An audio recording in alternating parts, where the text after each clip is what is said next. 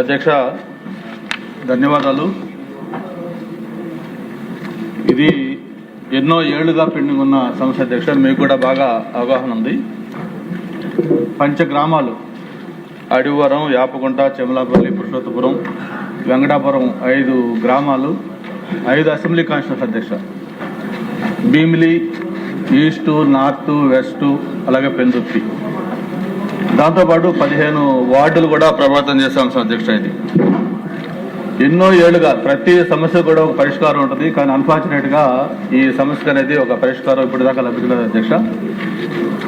గౌరవ ముఖ్యమంత్రి చంద్రబాబు నాయుడు గారు 1996లో ఏదైతే అప్పుడు ముఖ్యమంత్రిగా ఉన్నప్పుడు ఈ ఇష్యూ మీద స్వర్గీయ అప్పల సూర్యనారాయణ గారి ఆధ్వర్యంలో ఒక హౌస్ కమిటీ కూడా కాన్స్టిట్యూట్ చేసి ఆ రోజు నుంచి దీని మీద చాలా సీరియస్గా ఎక్సర్సైజ్ చేయడం జరిగింది అధ్యక్ష. ఆ తర్వాత 2000లో ఒక జివో 578 జివో ఇచ్చారు. అలాగే మళ్ళీ 2019లో 229 అని ఒక జివో ఇచ్చారు. మామూలుగా మన ప్రభుత్వం యొక్క స్లోగన్ కూడా సమాజమే దేవాలయం, ప్రతి పేదవాడు కూడా దేవుడు అని చెప్పుకునే ఈ దీంట్లో ఈ పేదవాళ్ళకి ఈ దేవాలయం సంబంధించిన ఈ సమస్య పెద్ద జటిలమైపోతూ ఉంది. మామూలుగా ఇక్కడ 2 అంశాలు అధ్యక్ష. ఒకటి పంచగ్రామాలకు సంబంధించిన రైతుల అంశాలు, రెండోది ఏదైతే ఎన్నో ఏళ్లుగా అక్కడ ఇళ్లు కట్టుకొని ఉంటున్న వేలాది కుటుంబాలకు సంబంధించిన ఇష్యూ అధ్యక్ష. మీకు కూడా గుర్తుంది, 2014 ప్రభుత్వం వచ్చిన తర్వాత మనం మొట్టమొదటి క్యాబినెట్ ఆ రోజు ఆంధ్ర యూనివర్సిటీలో కూడా పెట్టినప్పుడు అందరం కూడా మనం అక్కడ ఆ రోజు క్యాబినెట్లో ఉన్నాము. ఈ ఇష్యూ మీద గౌరవ ముఖ్యమంత్రి గారు ఒక స్పెసిఫిక్ టైం ప్రోగ్రాం కూడా పెట్టి 100 డేస్లో దీనికి ఒక సొల్యూషన్ చూపించమని చెప్పిన కూడా ఆ రోజు చెప్పడం జరిగింది. ఇది మీకు ఒకసారి ఆ ఫోటో కూడా ఒకసారి చూపిస్తున్నాం మీకు. ఆ రోజు క్యాబినెట్ ఆంధ్ర యూనివర్సిటీలో మీరు కూడా ఈ ఫోటోలో ఉన్నారు. గౌరవ కేఈ కృష్ణమూర్తి గారు అందరూ కూడా దాంట్లో ఉన్న క్యాబినెట్ ఫోటో అది. ఆ రోజు ముఖ్యమంత్రి గారు స్వయంగా ఒక ఆదేశం ఇచ్చి ఆ రోజు ఫస్ట్ మీటింగ్ పెట్టడం జరిగింది. అధ్యక్ష, అసలు ప్రధానంగా సమస్య ఏంటి అనేది ఒకసారి దీంట్లో మనం వెళ్తే, మామూలుగా ఏదైతే ఈ 5 గ్రామాలకు సంబంధించిన రైతులతో ఒక ఇష్యూ పక్కన పెడితే, రెండోది ప్రధానంగా ఇప్పుడు అక్కడ నిర్మాణం చేసుకున్న హౌసెస్ అధ్యక్ష. వీటిలందరికీ సంబంధించి కూడా ఇప్పటికే పలు దఫాలు మీటింగ్లు పెట్టడం జరిగింది. రీసెంట్గా కూడా మన కూడా రెవెన్యూ మినిస్టర్, ఎండోమెంట్ మినిస్టర్ ఆధ్వర్యంలో ఒక 1 వీక్ బ్యాక్ ఈ సెషన్లో కూడా మీటింగ్ పెట్టారు. కానీ దీనికి సొల్యూషన్ అంటూ రావట్లేదు అధ్యక్ష.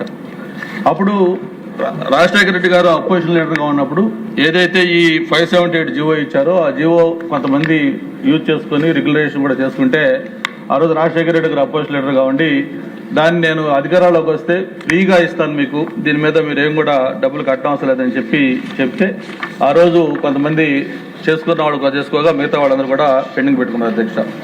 2014 ప్రభుత్వం వచ్చిన తర్వాత గవర్నమెంట్ కొంచెం సీరియస్గా తీసుకుని దీని మీద మూమెంట్ ఇచ్చిన తర్వాత ఒక కమిటీ కూడా వేసి దీనికి మొత్తం ఒక ప్రొఫార్మా కూడా తయారు చేశారు అధ్యక్ష.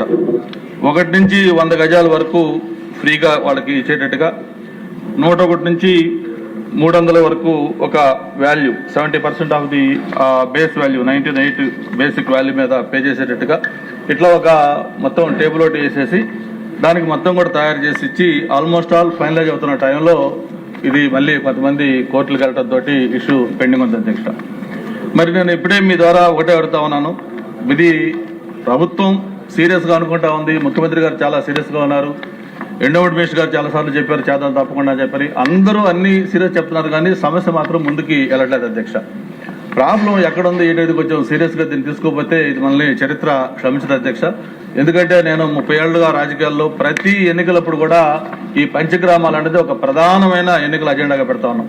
ఈరోజు ప్రజలు కూడా చంద్రబాబు నాయుడు గారు పెద్ద నమ్మకం పెట్టుకున్నారు, ఖచ్చితంగా ఈసారి మాకు పరిష్కారం అవుతుంది, ఈ పంచగ్రామాల సమస్య పరిష్కారం అవుద్ది, అలాగే ఈ నిర్మాణాలకు సంబంధించిన పరిష్కారం అవుద్ది, మాకు దీనికి శాశ్వతమైన దీనికి సొల్యూషన్ లభిస్తుందని చెప్పి ఆశిస్తూ ఉన్నారు అధ్యక్ష. ఇప్పటికైనా సరే దీని మీద ఇప్పుడు 5 ఎమ్మెల్యేలు కూడా దీని మీద మాట్లాడతారు, అలాగే మిగతా పెద్దలు కూడా సబ్జెక్ట్ ఐడియా ఉంది కాబట్టి దీని మీద నేను ఒకటే కోరుతా ఉన్నాను, మరి రెవెన్యూ మినిస్టర్ గారితో పాటు ఎండోమెంట్ మినిస్టర్ గారు కలిసి కూర్చొని దీనికి ఒక టైం ఫ్రేమ్, ఎందుకంటే పరిష్కారం లేని సమస్య ఉండదు కాబట్టి ఎలా చేయాలి ఏంటంటే దాని మీద మాట్లాడితే కోర్టులో వద్దు కాబట్టి చేయలేకపోతాం అంటే కరెక్ట్ కాదు.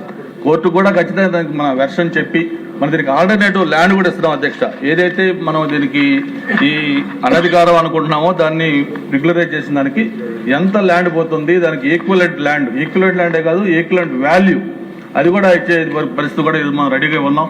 దానికి అంతా రెడీగా ఉంది కాబట్టి దీని మీద ఎండోమెంట్ మినిస్టర్ గారు సీరియస్గా రివ్యూ తీసుకొని ఒక పరిష్కారం అనేది చూపించకపోతే చాలా ఇదవుతుందని కూడా కోరుకుంటూ దీని మీద మీరు కూడా, ఎందుకంటే మీకు కూడా పూర్తి ఐడియా ఉంది సబ్జెక్ట్ మీద, మీరు స్పీకర్గా ఆశ్రత ఒక రూలింగ్ ఉండే అధ్యక్ష, ఒక టైం ఫ్రేమ్ పెట్టి దీన్ని ఖచ్చితంగా సాల్వ్ చేయమని చెప్పని మిమ్మల్ని కోరుతున్నాను అధ్యక్ష.